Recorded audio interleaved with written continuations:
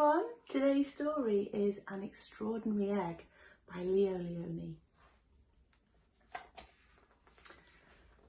On Pebble Island there lived 3 frogs, Marilyn, August and one who was always somewhere else. That one's name was Jessica. Jessica was full of wonder. She would go on long walks over to the other side of Pebble Island and return at the end of the day shouting, "Look what I found!" And even if it was nothing but an ordinary little pebble, she would say, "Isn't it extraordinary?" But Marilyn and August were never impressed. One day, in a mound of stones, she found one that stood out from all the others. It was perfect, white like the snow and round like the full moon on a midsummer's night. Even though it was almost as big as she was, Jessica decided to take it home. I wonder what Marilyn and August will say when they see this, she thought, as she rolled the beautiful stone to the small inlet where the 3 of them lived. "Look what I found!" she shouted triumphantly. "A huge pebble!" This time, Marilyn and August were truly astonished. "That is not a pebble," said Marilyn, who knew everything about everything. "It's an egg. A chicken's egg." "A chicken's egg? How do you know it's a chicken's egg?" asked Jessica, who had never even heard of chickens. Marilyn smiled. "There are some things you just know."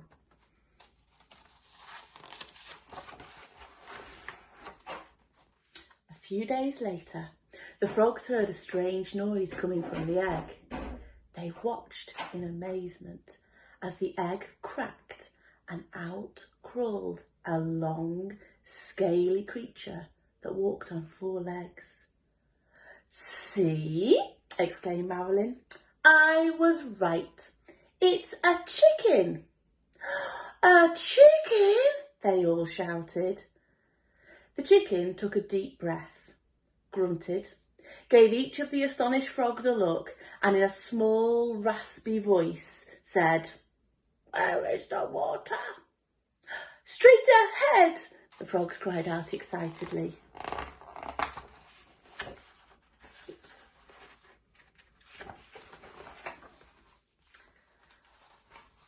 The chicken threw herself into the water, and the frogs dived in after her.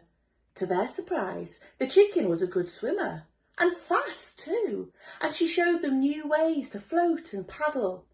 They had a wonderful time together and played from sunrise to sunset, and so it went for many days.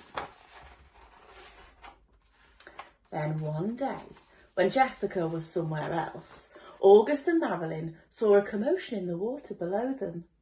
Someone was in trouble. Quickly, the chicken dived into the dark pool. August and Marilyn were frightened. After a few long moments, the chicken reappeared, carrying Jessica. "I'm all right," she called. "I got tangled in the weeds, but the chicken saved me." From that day on, Jessica and her rescuer were inseparable friends. Wherever Jessica went, the chicken went too. They travelled all over the island. They went to Jessica's secret thinking place and to the Great Pebble Monument. One day, they went to a place where Jessica had never been before. A red and blue bird flew down from a tree. "Oh, there you are!" it exclaimed when it saw the chicken. "Your mother has been looking all over for you. Come, I'll take you to her." They followed the bird for a very long time. They walked and they walked and they walked. They walked under the warm sun and under the cool moon, and then they came upon the most extraordinary creature they had ever seen.